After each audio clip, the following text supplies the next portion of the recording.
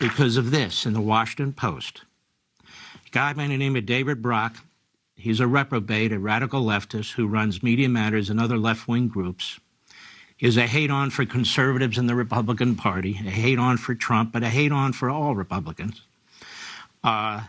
Washington Post points out that there was a meeting in September, and among others, Brock and some of the bigwig activists on the Democrat and liberal side, and Hunter Biden's lawyer, a guy by the name of Kevin Morris, were very blunt in laying out, as the Washington Post writes, a strategy session they had on expected onslaught of investigations and how they were going to fight back. They described the possibility of defamation lawsuits. They put this out to the Post and made it public, that they could pursue against the presidential son's critics, Fox News, Eric Trump, Rudy Giuliani, anybody they want. They're already trying to dig up dirt on anybody who might make accusations. They have a so-called SWAT team. They have a sprawling infrastructure. This article goes on and on and on.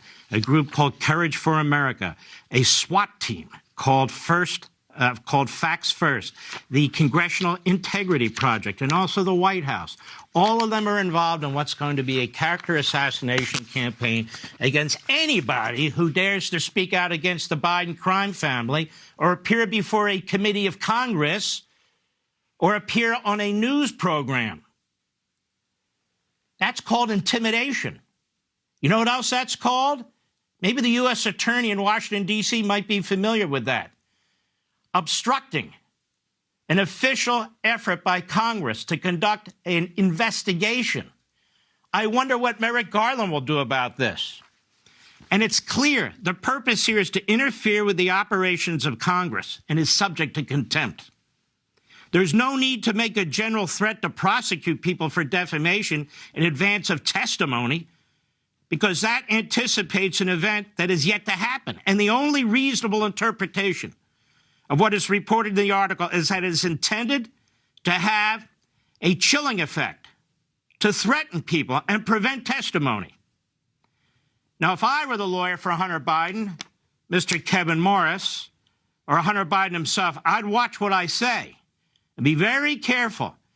And any criminal violation by contempt of Congress or an extortionist threat can be prosecuted up to the end of the statute of limitations. I would encourage the Judiciary Committee in the House Oversight Committee, you get a hold of this article, you take down names, and you find out who is threatening to interfere with your investigation, and whether that goes to the highest levels of the White House. What do we have here? Nixon 2? I don't really know, but it is troubling. And then finally, this issue of the special counsel. How the hell do you have all this evidence of this kind of activity, of enriching a family, a vice president who becomes president, with foreign governments and foreign corporations, serious questions about whether their taxes are accurate, the emoluments clause when it comes to the president of the United States, and whether or not we actually have a man in the Oval Office who's been compromised by, among others, the Communist Chinese Party. How the hell do you not appoint a special counsel to investigate him? Not his son, him. How is that possible? The purpose of the special counsel statute is not to investigate a political opponent like some third world dictator. It's not to investigate Donald Trump.